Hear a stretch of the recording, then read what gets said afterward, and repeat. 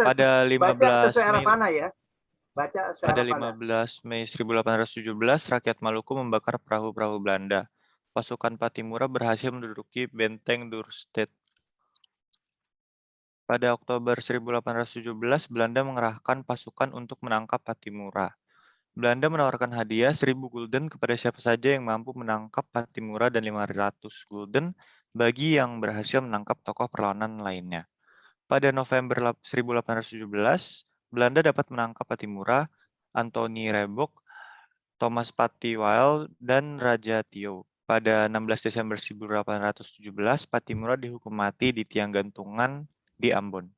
Oke, baik, terima kasih, Matthew. Perhatikan, untuk pelajaran hari ini, kita lihat semua tentunya masyarakat sama. Ketika menghadapi penjajah, semua penjajah itu ingin menguasai kita. Kalau kita diem, maka kita selalu dijajah. Tidak ada perlawanan, kita selalu dijajah. Kita selalu diinjak-injak oleh penjajah, terutama Belanda. Mereka semuanya latar belakangnya sama, melawan. Kenapa? Karena orang-orang penjajah, baik Belanda dan negara lain penjajah, itu ingin memonopoli, ingin menguasai, ingin mengambil alih perdagangan rempah-rempah yang ada di kita. Belanda pengen jadi rempah-rempah hanya dia yang bawa. Sampai dia menciptakan kapal Hongi atau pelayaran Hongi. Pelayaran yang hanya khusus membawa rempah-rempah hasil bumi Indonesia dibawa ke negara dia. Dan dia buat dagang, buat untungan dia besar. Ini dia semua. Yang kedua, rakyat dikenakan pajak tinggi. Akibatnya rakyat nggak bisa mampu membayar pajak. Nah, akhirnya kerja paksa kagak diupah. Kenapa? Karena dianggap dia belum bayar pajak. Kacau tuh Belanda. Karena dianggap tidak bisa membayar pajak tanah, maka sebagai bayar pajaknya, lu kerja sekarang. Gua nggak upah. Upah lu anggap aja sama dengan bayar pajak. Padahal pajaknya tinggi, kerjanya capek banget. Dengan sistem kerja rodi. Kerja paksa pada zaman Belanda. Dan dia kemudian menciptakan pelayaran Hongi. Itu tadi Bapak katakan bahwa pelayaran ini mengangkut hasil kekayaan kita, dikawal oleh dia, tidak boleh orang lain atau negara lain. Buat dia doang. Ini yang buat orang kesal. Apa orang kesal? Yang mau berjuang kepada tanah air bangsa dan negara. Ini tanah-tanah kita. Kampung-kampung kita. Wilayah-wilayah kita. Kenapa dia yang menguasai? Ini gerakan orang yang punya nyali. Punya keberanian. Akibatnya di situ ada seorang yang punya nyali, punya otot, punya niat. Kita harus bebas dari belenggu penjajah. Tahun 1817, tepatnya tanggal 15 Mei, apa yang dilakukan oleh para rakyat? Mereka membakar perahu-perahu Belanda yang mengangkut rempah-rempah kita untuk dibawa ke negaranya.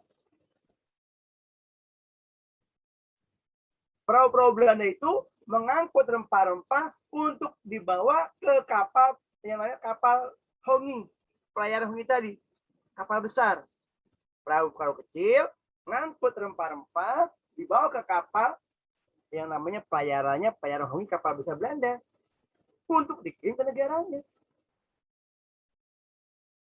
Siapa yang menggerakkan itu? Patimura. Patimura ini adalah seorang tokoh pahlawan yang ada di gambar uang tahun berapa tuh? Uang ribuan. Uang ribuan lama. Namanya ada yang mengatakan Thomas Matulesi. Ada yang mengatakan Muhammad Lesi. Matulesi, itu Muhammad Lesi. Muhammad Lesi. Itu Patimura menggerakkan para anak buah atau rakyatnya bagaimana kita menduduki wilayah ini, dan dia bakar itu perahu-perahu punya Belanda dan dia berusaha menduduki benteng Dastet. Benteng ini benteng pertahanan Belanda. Atau orang Maluku atau orang Ambon, ini benteng masih ada sebagai tempat wisata sejarah. Kayak kalau kamu ke Jakarta, datang kamu ke Kota Tua, ada itu namanya gedung Balai Kota, Balai Sidang Peninggalan Belanda yang sekarang jadi museum. Coba menghafalkan. Kalau tadi Jakarta punya Belanda, Balai Sidang Jakarta, Balai Sidang punya Belanda yang sekarang jadi museum. Namanya museum apa? Mau merakin? Di Kota Tua. Mau merakin? Mas aktif kan ya, cek nih. Di Kota Tua, gedung peninggalan Belanda, dulu balai kotanya orang Belanda. Itu namanya ada balai kota, letaknya di Kota Tua sekarang ini namanya. Dan dijadikan sebagai apa caranya sekarang? Morakin. Halo, apa jawabannya Morakin? Siapa yang tahu? Museum apa? Fathahillah, Pak. Oke, cakep. Siapa yang jawab barusan nih? Naswa Ciara. Oh, Naswa. Ya, bagus Naswa. Iya. Betul, Kota Tua. Disebut apa itu museum? Museum Fathahillah. Atau juga museum sejarah. Karena disitulah tempat kota atau tempat pusat kegiatan POC. Gubernur Jenderalnya. Coba, kalau kau masuk ke dalamnya. Kalau nggak salah waktu itu masih murah kok, 3.000 atau 5.000. Masuk ke Museum Fathahillah, Museum Sejarah. Masih ada meja-meja tempat Belanda memimpin sidang, lemari besar-besar, kuat. Memang kalau buatan zaman dulu, apa namanya, kayu-kayu jati kuat, nggak dimakan raya kuat. Apa beberapa kali ke sana. Cuma sekarang sedang suasana pandemi, nggak boleh orang ke sana. Itu yang namanya benteng Dastet itu di Ambon, di Maluku itu masih ada. Atau kamu kalau mau jalan ke Kota Banten, benteng Belanda itu ada. Meriam Sijago itu ada. Ya, Banten. Itu sisa-sisa peninggalan kerajaan atau peperangan pada zaman masa kerajaan Islam atau zaman dahulu. Lihat, hanya kurang lebih 5 bulan. Mei kan bulan 5, Oktober bulan 10. Belanda kemudian bagaimana dia karena sebel dengan Patimura. Patimura ini ibaratnya duri dalam dada. Yang menghambat, yang menyebabkan Belanda usaha dijadikan ganjelan, hambatan. Maka bagaimana dia minta kepada pimpinan itu rakyat ditangkap. Siapa? Patimura. Dia berusaha mengerahkan pasukannya, mengerahkan tentaranya, mengerahkan orang-orang yang dianggap mampu untuk menangkap Patimura. Kalau kamu lihat gambar Patimura kan ada sepilah pedang atau golok. Padahal Belanda punya senjata. Sebenarnya kita punya golok, kita punya senjata, kita punya pedang, dia punya apa, pistol. Cepetan kita baru mengangkat tangan membacok itu dia udah jet, udah mati juga kita. Nah, kita kekalahan kita pada waktu itu. Akhirnya karena memang Belanda tidak bisa menangkap Patimura, Patimura orang cerdas, nggak mau dikelecehin, nggak mau dibodoh-bodohin. Patimura pinter, nih diundang dia, padahal mau ditangkap, Patimura nggak mau datang. Karena susahnya dia nangkap Patimura, hanya Belanda berani mengeluarkan uang ribuan gulden. Untuk siapa? Untuk orang yang berhasil nangkap, baik mati maupun hidup. Siapa? Patimura. Coba Bapak tanya sekarang nih, Muhammad Landri. Kalau 1 gulden rupiah berapa sekarang? Coba lihat di Google ya. Berapa rupiah 1 gulden? Yang lain lihat, coba jawab, juga lihat. sambil kamu buka di internet. Berapa? 1 gulden nilai uang 1 gulden berapa rupiah? Sama nggak dengan dolar? Mahalan mana dengan dolar? Udah ketemu? Oke? Gampang kok kalau kamu betul cari-cari di internet. Dari Google. 1 gulden itu berapa rupiah? 7.000. Hah? Sekarang ini loh, kurs sekarang ya. Mata uang Belanda kan gulden kan? Coba. Ada yang udah ketemu?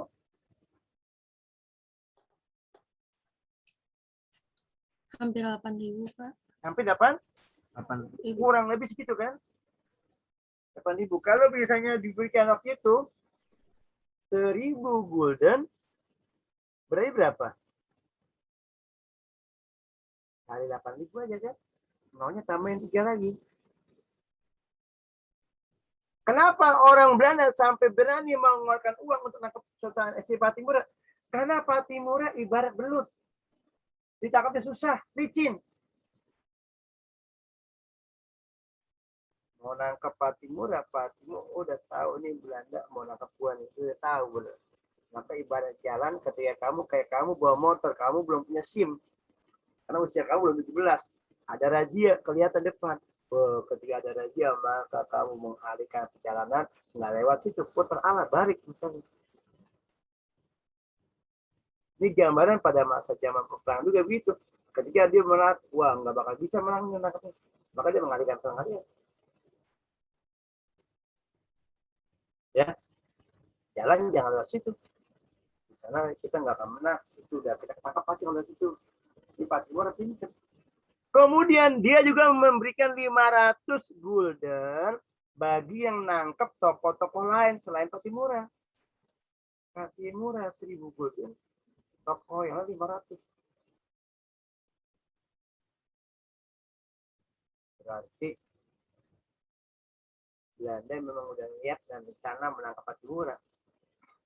Betul. Kenapa Patimura wajib tangkap? Karena Patimura adalah orang yang menggerakkan rakyat untuk melawan Belanda. Kemudian 1817, Belanda hanya dapat menangkap Patimura, lihat. Anthony Ribok, Thomas Fattiwell, dan Raja Tio. 16 Desember. Dikatakan kenapa? Pada tahun ini mereka ketangkap. Ya tadi persenjata mereka komplit. Sementara orang kita cuma ala kadarnya, itu pun boleh hasil sisa-sisa lawanan di mana kita memerangan perang, kita bisa mengambil senjatanya. Tapi cuma hanya sedikit. Akhirnya Anthony atau Patimura, kemudian juga Raja Tiau berhasil ditangkap dan dihukum mati di tiang gantungan. Ini yang saya katakan bahwa tokoh-tokoh penjajah nggak pada punya sifat baik. Kalau memang sifat baik, kenapa orang ditembakin matiin? Orang-orang pinter ditembakin. Kenapa? Karena mereka dianggap rusak niat dia. Ya, jadi itu kaitan dengan Patimura data belakangnya. Bagaimana? Lanjut.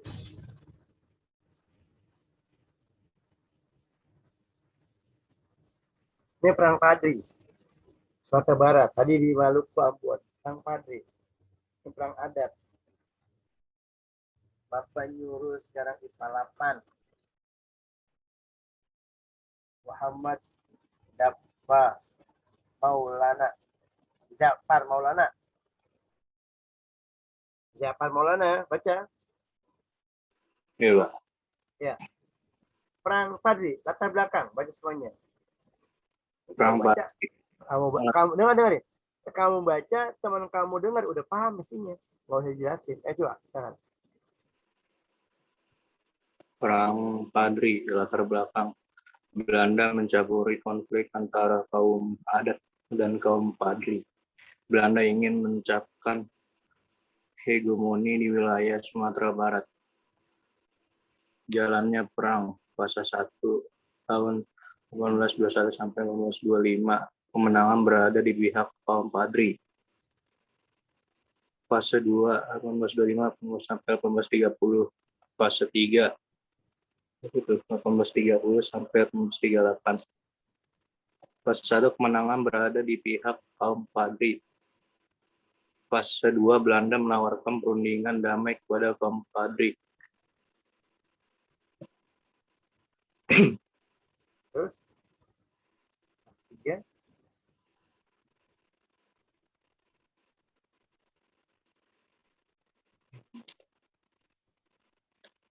Belanda harus menghadapi perlawanan Pangeran Diponegoro. Fase 3 Belanda menerapkan strategi perang. Ya, putus ya. Oke, Selesai pada 28 Oktober 1937, Imam Bonjol berhasil ditangkap Belanda. Oke. Cukup. Oke. Padri. Kalau kaitan dengan ini, lihat. Apa orang juga mau lawan kepada Belanda? Di Sumatera Barat. Padang. Lihat Imam Bonjol. Orang imam yang berpakaian hampir kayak yang kemarin, apakah dia bersalah atau tidak, karena dia nggak undang katanya kerumunan di Petamburan. Siapa tuh pakaian rambut yang sekarang akhirnya ditangkap karena katanya membohongi pabrik, padahal banyak banget orang yang bohong. Siapa ya? Nah, baca mungkin orang kami katanya, kalau yang mungkin orang simpati. Coba siapa yang tahu? Siapa tokoh yang pakaian kepalanya sama tuh ikat kepala gitu? Sekarang masih ada. Dan kemarin ditangkap karena dianggap katanya melanggar.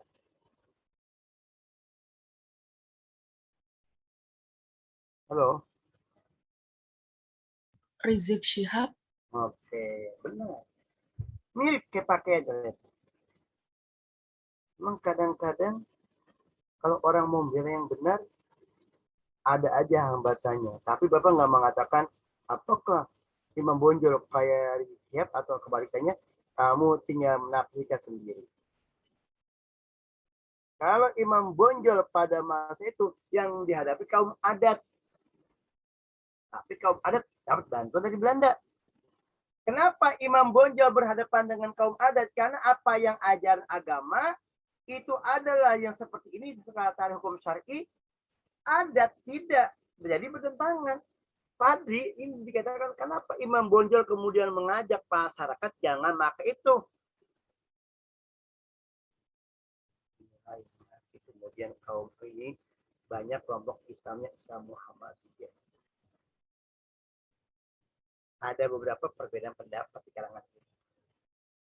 Konflik kaum adat dengan Padri akibatnya dimanfaatkan oleh Belanda. Kalau kau baca dari radio siap ini pun dengan pemerintah, saya takut malah dimanfaatkan pemerintah lain. Kau silakan belajar baca politik, belajar baca boleh tahu, tapi jangan nggak sesuai dengan jurusan kamu. Mana siswa? Tapi apa belajar? Pelajari coba. Belanda ingin mencapai puncak hegemoninya di wilayah Sumatera Barat atau di Padang. Pengen dia mencapai suatu nilai-nilai yang diakui oleh negara dunia bahwa dia berkuasa di sana. Ketika itu memang masyarakat yang namanya kaum adat lagi bertikai dengan kaum Padri atau kaum Imam Bonjol, maka kemudian rakyat dihasut. Biasa politik adu domba Belanda yang disebut apa? Politik adu domba Belanda yang disebut apa? Ya. Halo. Belanda dia mengadu domba. Apa sifatnya? Disebutnya politiknya. Divide et impera. Oke, divide et impera. Emang sengaja Belanda mau tua ini kebetulan nih kaum adat lagi berantem sama kaum padri. Dia pakai siasat diadu domba. Akibatnya kaum adat dibantu oleh Belanda. Tetapi pada masa itu karena emang kaum padri kuat mengalami menang atau kalah? Menang. Tapi kaum padri kan senjata kayak tadi Patimura. Hanya senapan, hanya pedang atau tombak atau golok. Mereka dengan senapan. Ketika kita memulihkan pedang kita dari jarak jauh, dia udah nembak, atau kena kita. Awal fase pertama itu 821, 825. Padi menang. Pada tahun berikutnya 25 sampai 30, 825 sampai 30, Belanda menawari perundingan. Ini yang kemudian kadang-kadang Belanda pinter banget tuh. Ngadu domba kita pura damai deh. Nawarin berunding, berdamai. Kaum padri, ya, supaya berunding, berdamai. Tapi lihat 830 sampai 38 Belanda menerapkan strategi benteng stelsel, di mana mereka buat pertahanan kagak bisa ditembus, akibatnya Bonjol, tuanku Imam Bonjol ditangkap dengan jebakan yang tadi dibuat. Dia ngajak damai, kita udah mulai mengatur, dia ya, masya Allah, itu lebih licik orang Belanda pada masa itu. Kita akibatnya yang udah mau merdeka, maksud saya udah mau menang maka bonjol gitu. Akibatnya ketika pimpinan padri atau imam bonjol ketangkep, ya lemah. Nah, coba di bawah ada kalimat nih. Silakan kamu cari jawabannya. Mengapa pada fase kedua Belanda nawarin perundingan damai kepada kaum padri? Silakan kamu cari jawabannya. Bapak tunggu 3 menit. Yang udah jawab duluan. Mungkin karena pada siapa nih? Siapa? Ganesha ya? Ganesha, Pak. Silakan. Apa mungkin apa? Fase tersebut itu tahun yang sama ketika Belanda sedang melawan perang di Ponegoro dan juga di daerahnya melawan Prancis, jadi mereka kewalahan dengan perang-perang lain sehingga mereka harus berdamai supaya tidak terlalu kewalahan, Pak. Oke, cakep jawabannya, betul. Ini bagus profesional nih Ganesha, udah kejawab. Karena emang Belanda kan ibarat perang, dia di mana-mana kan ada musuhnya. Di Ponegoro di mana? Di Jawa kan? Sementara di negara Eropa, dia pun menghadapi persaingan negara-negara dan Eropa. Termasuk Prancis. Dan dia butuh biaya. Kalau dia mengerahkan senjata semua, habis persenjataan dia, maka damai. Dengan cara licik dia ngajak damai. Jawaban teman kamu Ganesha benar. Karena dia kewalahan menghadapi perlawanan ini, apalagi waktu yang bersamaan di Jawa pun dia berhadapan dengan Ponegoro, perang juga. Di negara di Eropa, dia pun menghadapi tentara-tentara daripada negara Eropa yang bersaing dengan dia, di antaranya Prancis. Dapat jawabannya itu, teman kamu tadi, Ganesha. Nah, Bapak suruh ulang nih jawabannya. Kalau yang tadi dengerin pasti tahu. Kalau nggak dengar nggak akan tahu. Muhammad Ja'far Maulana. Ja'far, ulangi Ja'far. Mengapa pada fase kedua Belanda mengadakan atau menawarkan perdamaian atau perundingan damai kepada kaum padri? Ja'far Maulana. Halo Ja'far. Ulangi jawabannya tadi si Ganesha jawab. Tidak mesti sama jawaban kamu, minimal kamu mengarah sama. Ayo. Ja'far Maulana. Pak. Ya, silakan. Tuh. Oh, Maulana Ja'far. Muhammad Landri. Ulangi Landri jawabannya. Iya, Pak. Ya, jawab kamu apa?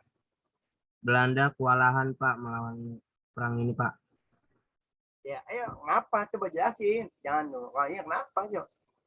Melawan perang siapa? Kenapa? Ini karena Belanda kalau ngeluarin semua senjatanya dia dia butuh biaya, Pak. Nah, ya pada saat itu Belanda melakukan perdamaian pada kaum Padri. Ya, oke. Apa? Jawabannya dijawab. Oke. Ya, ini Belanda ketika itu sudah merasa menang, padahal rakyat masih ingin melawan. Akibatnya kenapa? Ini yang Bapak berkarya. Zaman sekarang bangsa asing udah mau menguasai kita. Kalau kita diem aja, kita bisa diambil kekayaan kita. Ganesha, kamu tahu nggak di daerah Papua apa yang direbutin? Pernah baca kamu Ganesha di Papua? Apa yang orang rebutkan di Papua, Ganesha? Negaranya negara provinsi itu provinsi tandus itu. Tapi kenapa orang rebut? Ganesha? Udah tahu jawabannya Ganesha? Udah tahu Ganesha? Kurang tahu deh, Pak. Oke. Emas, Pak, Freeport, Pak, tambang Oke, Sarip. Freeport. Oke, kenapa Sarip? Kenapa? Di Papua itu kan ada tambang emas Freeport, itu direbutin, Pak, dimanapun. Ya, terus. Negara kita mau tahan, itu yang investor luar pada pengen ngambil. Oke, ya cakep Sarip itu. Ini udah baca berarti. Ya, bagus. Di Papua memang kelihatannya gersang karena di bawahnya tambang loh. Kalau tanaman-tanaman kurang begitu cocok dia karena bawahnya tuh banyak kan tambangnya bukan tambang tali dadung, bukan tambang emas. Emas. Apalagi kalau logam mulia. Kalau kamu pengen punya emas, beli logam mulia, lihat di Antam. 1 gram udah berapa? Beda harganya. Emas titik itu ada nilainya emas. Itu yang orang pada berebut. Freeport itu perusahaannya asing. Kita berusaha kan di Tuhan kita. Dan bahkan kalau kamu baca berita Rip, baca nggak Rip? Ada katanya kan seorang pembesar kita, menteri kita yang katanya lagi diajuin sekarang sama LSM ya. Karim bertikai sekarang kan? Coba baca Rip. Belum, Pak, yang itu. Belum baca. Coba kamu lihat di YouTube. Kan lagi rame itu. Karena ada LSM yang bicara katanya ada salah satu pejabat kita yang ikut bermain di dalamnya. Katanya. Nah, pejabat kita itu, menteri kita itu agak marah. Maka melaporkan LSM tersebut dan pengacaranya ke kepolisian. Lagi ramai itu. Masalah Papua.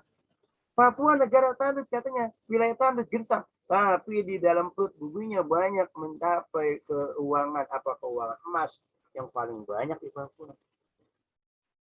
Berebutnya dong semua itu. Nah ini yang maksud Bapak tadi, tolong jangan sampai yang punya sekarang ini kita udah pada pinter. Kamu nih pelajar, kamu pengganti tokoh-tokoh pimpinan masa depan. Ayo, Bung, rebut kembali kata lagu Ahlul Bandung. Mari Bung, rebut kembali. Jangan sampai kekayaan kita jatuh ke tangan asing. Bumi, laut, dan kekayaan alam yang di dalamnya adalah milik negara. Dan dilakukan sepenuhnya, diusahakan sepenuhnya untuk kemakmuran negara. Untuk rakyat. Siapa? Indonesia. Ya. Akhir miskin dan anak terlantar dipelihara negara. Itu ada undang-undang semua kok. Kenapa kok yang menguasai orang asing? Nah ini makanya jangan sampai terjadi. Itu zaman Belanda dulu udah terjadi. Zaman Belanda. Mereka semua pengen menawarkan perdamaian pada mengambil alih perhatian untuk mengambil yang pada kita zaman dulu. Oke? Tentunya setiap itu pasti ada perlawanan. Tuanku Imam Bonjol menggerakkan rakyat, lakukan perlawanan. bakarin perahu-perahu Belanda itu yang kecil-kecil yang ngangkut barang-barang kita. Karena ketika udah nyampe di kapal Hongi, dibawa ke tempatnya, kembali ke negaranya, dibawa ke sana. Pada sumber kain alam kita. Ini Belanda, kejamnya. Oke, berikutnya. Aura. Kita sampai jam berapa sih? Sampai jam 8 ya? Oke, masih ada 5 menit lagi. Ini lihat. Di Ponorogo. Mungkin kita bahas besok di Ponorogo nih. Ponorogo ini sama tadi. Dalam waktu yang bersamaan, sama tadi Ganesha jawab bahwa Belanda menghadapi pasukan Bonjol, tapi dalam waktu bersamaan juga dia menghadapi perang di Jawa, yaitu perang di Ponorogo. Rakyat makin menderita, rakyat makin sengsara, tanah-tanahnya dipatok, diambil oleh negara. Siapa negaranya? Belanda. Karena dia merasa berkuasa. Patok tanah kita. Di situ diambil oleh para pemerintahan Belanda. Kita diadu domba, kita dipecah belah. Tanah adat orang Indonesia diambil alih. Ini lagi ramai sekarang katanya nih. Kau baca nggak daerah Sentul itu? Lagi ramai juga, coba baca. Katanya ini milik orang rakyat. Ini katanya milik PT ini. Nah, coba nih kamu baca. Hei, kamu pelajar. Kamu harus tahu baca informasi. Rakyat semakin menderita. Kenapa? Eksploitasi Belanda yang besar-besaran. Belanda makin gencar menguasai kita. Tanah-tanah kita diambil. Akibatnya di Ponorogo marah. Ngajak rakyat, ayo kita jangan diem. Lawan penjajah. Hanya di Ponorogo menerapkan strategi. Lihat, strategi yang dilakukan oleh Jenderal Sudirman apa? Perang gerilya. Apa gerilya? Siapa yang tahu? Perang secara diam-diam. Oke, perang yang tidak berhadapan langsung ya. Karena kalau berhadapan langsung, kita nggak punya senjata. Ponorogo kemudian ngajak rakyat, dan rakyat semua dukung dengan penuh. Terutama juga para alim ulama dukung Pangeran Diponegoro untuk melawan Belanda. Akhir perang ini, Belanda menerapkan strategi benteng stelsel. Ini, turangnya Belanda. Akibatnya satu persatu daerah pertahanan Pangeran Diponegoro jatuh ke tangan Belanda. Kenapa? Dibikinin benteng, di pertahanan, dibatasi dengan patok-patok tadi. Dia punya senjata. Makanya kadang-kadang kita penguasa janganlah kayak gitu. Saya baca kemarin di situ ada bahkan kata dia ini seorang pemilik pondok pesantren. Apa nggak bicara isi lagi, ini ada yang satu lagi. Apa nggak bicara isi? Ada, Bapak lihat di YouTube pondok pesantren, dia beli tanah udah 20 tahun yang lalu oleh orang pribumi situ. Sekarang katanya bukan pemiliknya mau diakui, dipatok, dipagar-pagar, dibatasi, nggak boleh masuk. Santri nggak boleh masuk katanya. Ini kadang jadi apa benar atau tidak, maka kamu boleh lihat. Ini Bapak maksudnya membandingkan apakah kejadian zaman dulu tidak dari sekarang. Jangan sampai terjadi. Dulu penjajah Belanda menguasai kita. Lah kita kan orang Indonesia kok. Kita udah merdeka. Belanda pada masa itu berhasil membuat patok-patok, membuat benteng-benteng, di mana kekuasaan mereka dibatasi. Ini punya dia, ini punya dia. Kita nggak punya kekuasaan. Akibatnya satu persatu jatuh ke tangan Belanda. Dan akhirnya Belanda menangkap pimpinannya Pangeran Diponegoro. Siapa yang menangkap? Jenderal de Kock. Awalnya apa? Ngajak damai sama, ngajak berunding. Berunding. Katanya damai, ada berunding, musyawarah, tapi siasat Belanda ternyata menentuk menangkap Diponegoro di daerah Magelang, Jawa Tengah. Buru-buru di Magelang. Ya, Diponegoro ditangkap. Pinter Belanda, apabila pimpinannya sudah tertangkap, maka ya rakyat susah bukan. Karena Bapak pada ngajar pada kalian, tolong nih, kamu kan pelajar. Jangan mau diadu domba oleh orang-orang yang kadang-kadang nggak boleh menjek-jekan orang, mengerikan. Ada Bapak ada rame, Ada pemimpin berhasil, ada pemimpin yang gagal, ada macam-macam. Itu sekarang karena dunia medsos udah siapa aja bisa bicara. Bapak pro kemana? Bapak nggak mau mengatakan pada kamu. Bapak pro ke siapa? Bapak yang penting orang yang membela rakyat, yang memperjuangkan rakyat, kepentingan untuk rakyat. Ayo kita bareng dukung. Tapi kalau untuk kepentingan dia sendiri, memperkaya diri sendiri, ada katanya pejabat ketika belum menjabat, harta segini pasti jadi pejabat, harta yang menanjak langsung tinggi. Coba kamu cari lihat di internet, informasi banyak.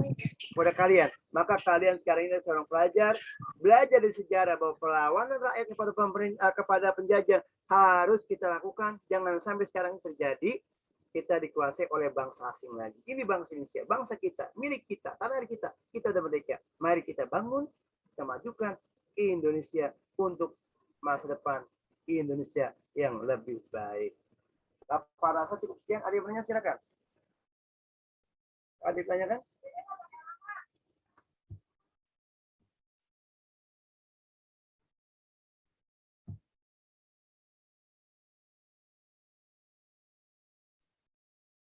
Kalau tidak ada cukup deh. Gak berasa. Rahma Wulandari, Rahma. Iya, Pak. Udah foto di video jadi? Udah, Pak. Dari kiri ke Bapak? Udah, Pak. Oke, udah ya. Oke, Bapak udah lihat ya. Oke, cukup sekian ya. Sampai jam 8 kan ya. Bapak juga bersih mau ke sekolah.